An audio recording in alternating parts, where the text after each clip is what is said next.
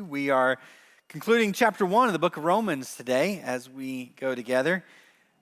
Thanks for braving the weather this morning. I want to say a special word of hello to those of you who are watching from home. I know many of you who would normally be here are watching online this morning. Again, it was looking pretty hairy there about 45 minutes ago. So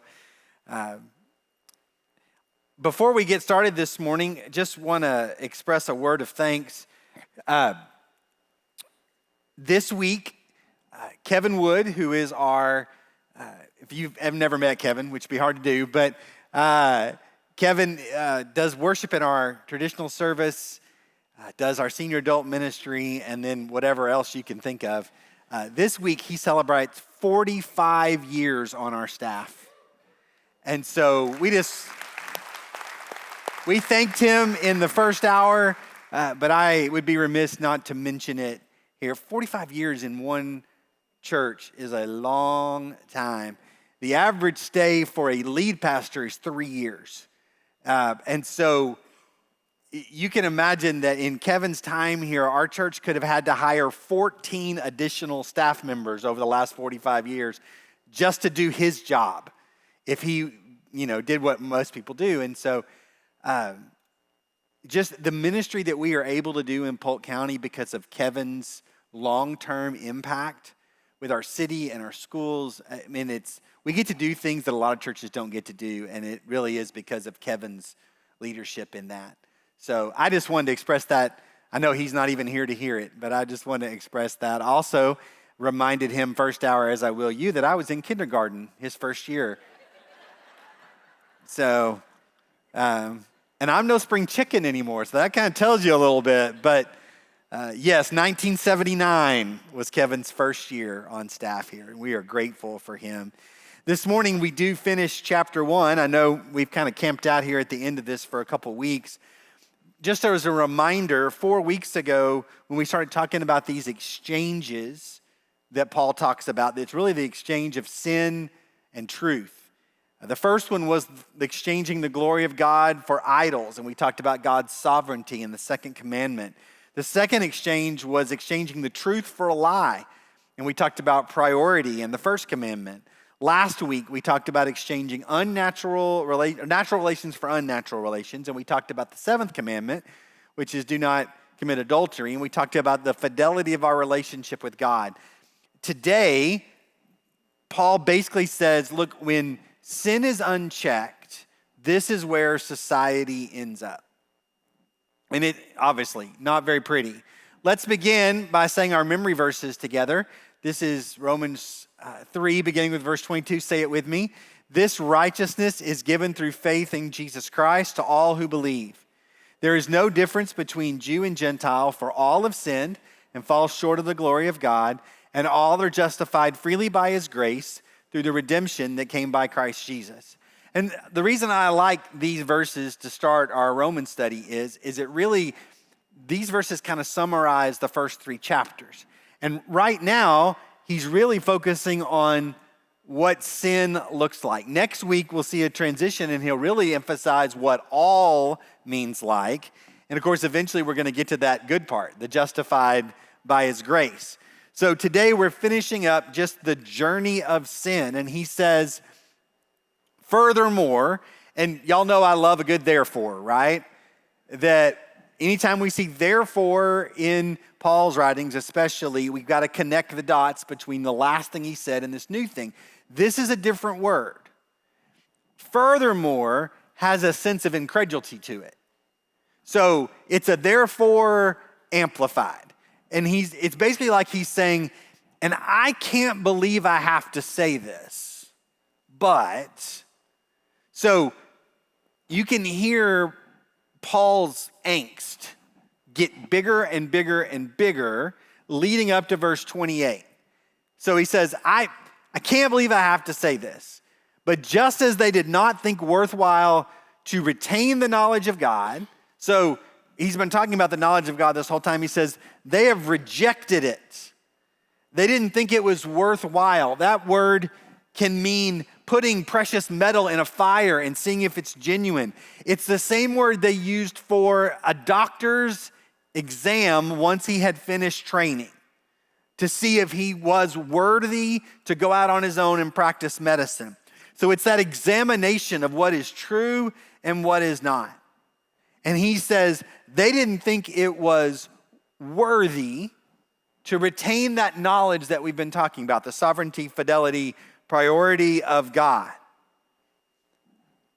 And he says, so God gave them over to a depraved mind. This is not just the knowledge of God, but it is acknowledging that God's knowledge is true. Basically, Paul says they put God to the test and voted no. They decided that he wasn't worthy. And so he gave them over. And remember, that's a phrase that Paul's used many times in chapter 1.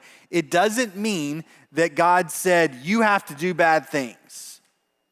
What he says is, he lets something else be your authority. If you choose to run after sin, he will let that be your authority. And in this case, the authority that God gives us over to when we decide that his word is not worthy is a depraved mind. And it's a word play in the Greek that we don't get in the English, that this worthwhile and depraved, this is something is approved and stands the test. This is something is rejected. It's counterfeit. So he says, if you decide that God is counterfeit, then he will give you over to a counterfeit mind. You decide that God isn't real, then he will give you over to this depraved, reprobate mind. It is amazing that as the creation, we think we get to decide whether or not God is worthy of our approval. But many times, we just decide that he is not. And he doesn't say, gave them over to depravity.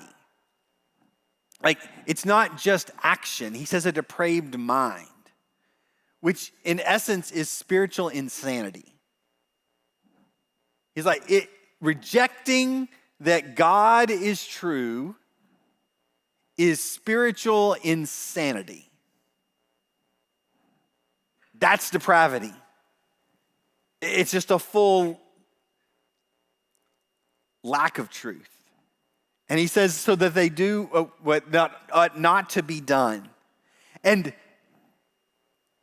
this is not just against God's word.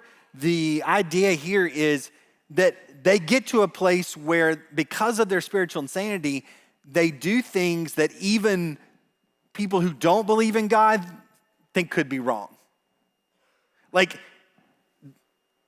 they are in such a place that even the world would go, oh, that's out of bounds. Okay?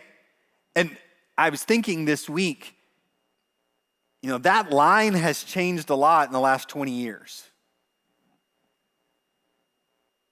That's just, from one generation to the next, society's idea of what is depraved has gone from here to here. And now, because the line is moved, there are some things that are being discussed that now are like, well, maybe that's okay. Maybe there's a good reason for that. That 20 years ago, we would have said that, that's just not even a question. We are living out this verse in our society. We are inventing new ways to do wrong things to the point now where there are very few things the world absolutely says, that's wrong. No, that's beyond our morality. And he gives us an example of what that looks like. He says, they have become filled with every kind of wickedness, evil, greed, and depravity. The imagery there is a ship that has a full sail, as if that's what's being pushed. And so it's got a strong wind that's pushing it in a direction, and the sails are full. And it means filled and being filled, like it's continual. So he says, with every kind of wickedness, evil, greed, and depravity. There's no limits in this life. It's an unholy life with unholy work, with unholy desires and unholy pleasures. Full of, which is it's a different word, and that imagery is like stuff, like obviously they wouldn't use it this way, but like a teddy bear with stuffing so much that it just kind of is coming out, okay? And so 2 different words for filled there. Full of envy, murder, strife, deceit, and malice. No regard for others. You see how he changes it? Like you've got this depth of life with no limits that has no regard for others. They are gossips, slanderers, God haters, insolent, arrogant, and boastful. No regard for the truth. They invent ways of doing evil. That's a good one. There's no satisfaction. Every single one of us knows this truth, that if we are trapped in habitual sin, our senses get dull, and the sin has to be bigger in order to get the same thrill. Doesn't matter what the sin is. But if we're addicted to sin, the sin has to get bigger. And so we have to invent new ways of doing evil. And then there's always this curveball in this list. They disobey their parents, right? They're murderers, they're slanderers, they're gossipers, and they disobey their parents. And we look at that and we say, oh, well, that doesn't, like murder, disobey parents. That doesn't seem like it's equal. But what he's saying here is it's a rejection of order. And the reason why God has in the 10 Commandments, obey your parents, and why Paul would list it in this list of a society that's falling apart is that if we don't acknowledge that there is authority over us that has our best interests in mind, that why then would we acknowledge a heavenly authority?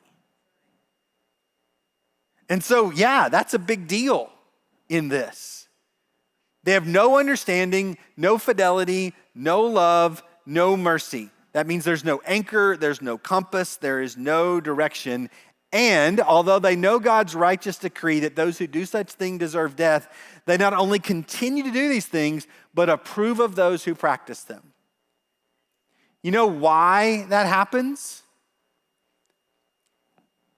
It's because if I'm doing something wrong, it's a lot easier if you're also doing something wrong. It doesn't have to be the same thing. But if I'm doing something that violates God's truth and you're doing something that violates God's truth, well, maybe we can just come up with a new truth.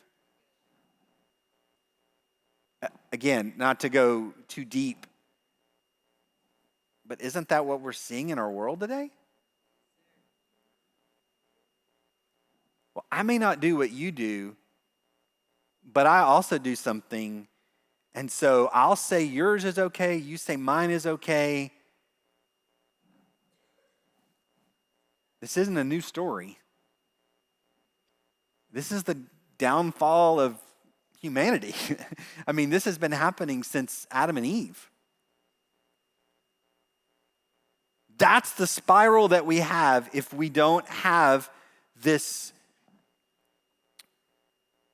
desire for God's truth over other things. Which is why I think that this ties with the 10th commandment, which says, you will not covet your neighbor's house. You shall not covet your neighbor's wife or his male or female servant or his ox or his donkey or anything that belongs to your neighbor. You remember last week we looked at, you will not commit adultery, and that's all it said, right? There was no explanation needed. Interesting that in this commandment, God says, you will not covet your neighbor's house or his wife or his servants, men servant, woman servant, ox, donkey, anything. It's almost like he knows us, right? Well, I mean, I shouldn't want his house, but he's got 2 really nice donkeys. And my donkey is old, so I won't take his house, but why shouldn't I have one of his 2 good donkeys? And God's like, no, I already told you that, right? No, I'm going to be specific. And the word here in Hebrew, and I'm not going to pronounce it right, okay? So don't fact check me on it. It's chamad. It's actually chamad, something like that. But there's an H on the end, and I never really know how to do that, so we're just going to say chamad. But the word it means desire. It's the same word that God uses in Genesis when Eve saw that the fruit was good and that she could be like God, desirable. That's chamad. And that word is neutral in Hebrew. It can be good. You can have chamad for God, for his word, for loving others. You can also have it for your neighbor's house and his servants and his ox and donkeys. We can have it toward God or we can have it toward idolatry. And there is a Greek version of the Old Testament. It's called the Septuagint. And the word that they use here is a word that says to fix our passion on. I think that's really descriptive. So, what that 10th commandment says is, don't fix your passion on the things that don't belong to you. Well, that covers a lot. Don't fix your desire because your passion is going to lead you places. That's the problem we have.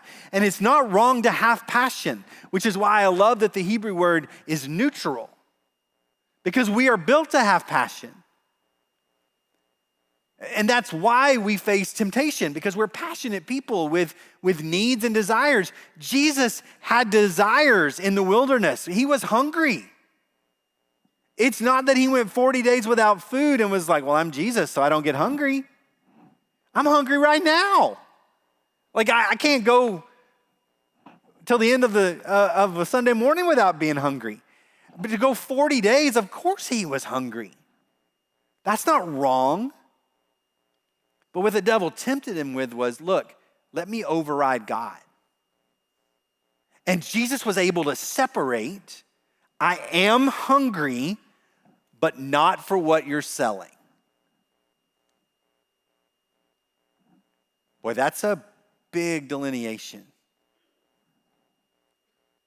Because we can say, I do have wants, but not for the things of the world. I do have desires, but not for things that are sexually impure. Like, I think sometimes we lump them in together and we're like, oh, I'm just such a bad sinner because I have desires and wants and all these. No, you were wired that way. It's what we do with them that matters. You would be a robot if you never in your life saw someone and thought they're attractive. But that doesn't mean you have to lust. That's the difference here. It's a well-placed desire. And to covet is a desire that leads to action. It changes our priorities. It dominates our thoughts. And again, you can read the 10 Commandments and it's like, don't murder. Well, that seems pretty serious. Don't desire your neighbor's donkey. Okay, like I get it. But Jesus himself said in Mark, what comes out of a person is what defiles them. Jesus says it's your desires that lead you to being defiled, for it's from within, out of a person's heart, that evil thoughts come. Sexual immorality, theft, murder, adultery, greed, malice, deceit, lewdness, envy, slander, arrogance, and folly. All these evils come from inside and defile a person. To understand covet, to understand chama, is to cut off the weed before it grows. We spend our whole spiritual life pulling weeds. What if we could put out weed killer and they never grow?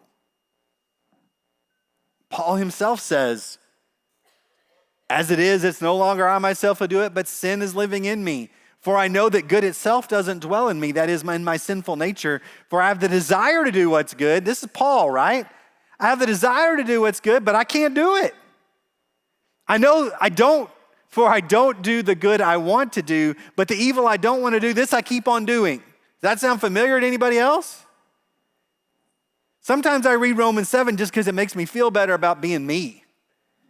Because I'm like, oh, Paul, I totally get it. Like, there's good I want to do, and I'm not doing that. But the stuff I know I don't want to do, I just keep doing it. Now, if I do what I don't want to do, it's no longer I who do it, but the sin living in me that does it. Paul's like, man, my war is this chama. I probably said it 8 different ways this morning. That's the war that lives within me. I have chamad for the things of God, and I also have chamad for the things that are not of God. And sometimes I want to go this way, but I go this way, and it's like a war. It is. It's a war of desires. James says, what causes fights and quarrels among you? Don't they come from your desires that battle within you? You desire, but you do not have, so you kill. Okay, so there it is again, right? Like, it starts with a desire and ends in murder. You want what you can't get, so it ends in fighting. You don't have because you don't ask God. It's that same picture that it all starts with a desire. If we could learn self-control, life would be so different. When we think about our role as parents, we teach so many things, but so many of them get filed under self-control, right?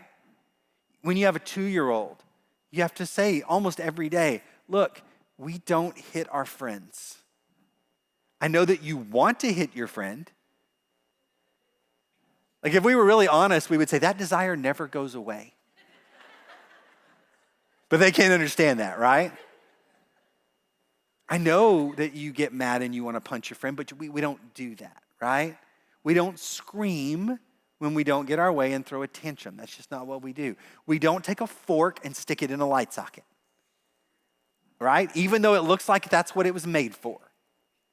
We don't do. Self-control. And again, I don't know about you, but I can't remember which one of the girls it was, but it was a daily conversation dropping her off at preschool. Today, we are not going to hit people. Today, we are not going to scream at people when they take our toy, right? Today. I'm not worried about all the rest of your days, just today. And then we'll do it again tomorrow. And then they go from toddlers to teenagers, and it's still self-control. I know how old it must have gotten for my kids, and Hudson's already at the place where he's tired. I know, Dad. And I say, one bad decision can change your whole life. I know, Dad, one bad decision. Yes, but if I could tattoo that on your eyelids, I would. I don't know how many times we would tell the girls, hey, go have fun, but remember, one bad decision. One bad decision could change everything. Self-control. It's seeing beyond ourselves. And then we also teach them, like, look, you study now because you're looking into the future, right? You work hard because you're looking into the future. That's self-control. It's trying to teach them to see beyond today. So here's my big question for this morning. If it is so important that we teach a 2-year-old self-control, and it's so important that we teach a teenager self-control, why is it when we become adults that we think the problem is not self-control? Like that we graduated to a place where it doesn't matter anymore. We're the most dangerous thing on the planet because when I was a teenager, I didn't have money or time. My lack of self-control had limits. But now I'm a decision maker. And I have money and I have time. And I'm technically in charge.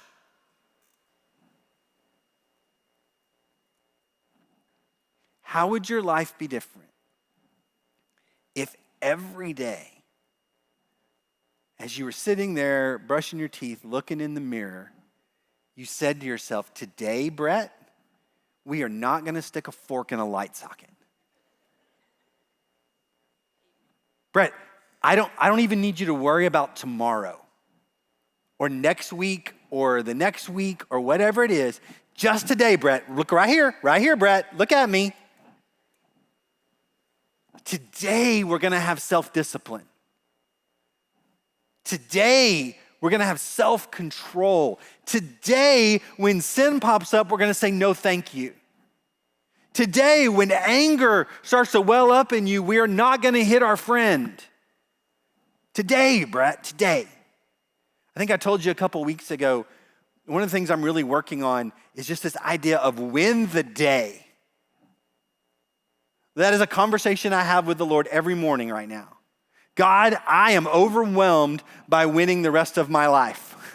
I am overwhelmed by thinking how I'm going to live the rest of my life for you. So I just want to win today.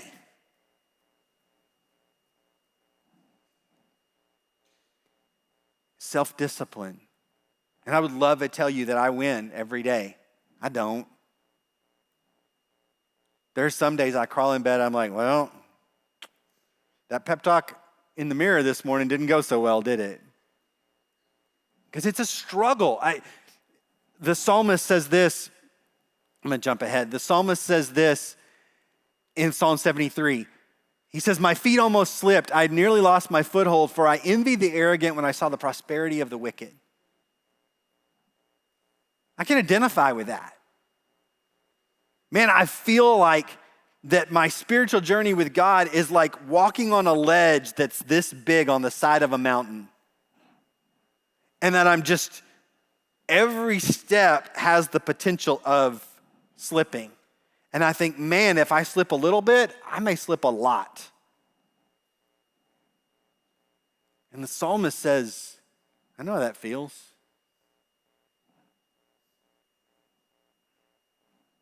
Self-control. To live by the Spirit is what Paul says in Galatians. And you will not gratify the desires of the flesh, the chamah. It's getting more Klingon every time I say it.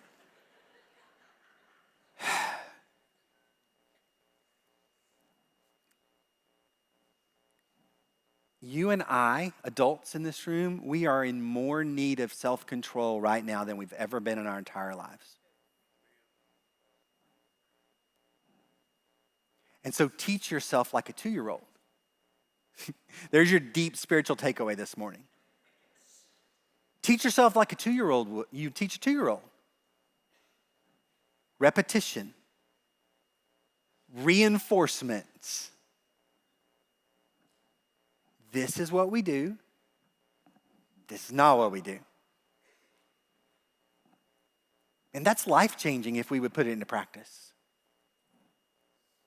And the alternative is spiritual insanity. I mean, I don't, like that sounds super dramatic, but that's basically the truth, right?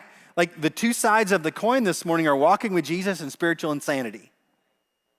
It's not walking with Jesus and kind of walking with Jesus. It's not walking with Jesus and, well, sometimes it's walking with Jesus and furthermore. It's walking with Jesus and forks and light sockets.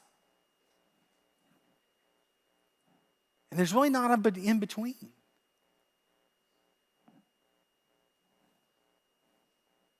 I encourage you to encourage yourself. Win tomorrow. Write down some spiritual goals. Write down some truth that you need. Today, I'm going to remind myself that I don't hit my friends. Today, I'm going to remind myself that sexual impurity will not bring me joy. Today, I'm going to decide that I don't scream when I throw a tantrum. Today, I'm going to choose to walk in the peace of the Spirit. Today, I'm going to choose not to stick forks in light sockets. Today, I am going to choose not to chase the depravity of my mind, but instead the Spirit of the living God. Today.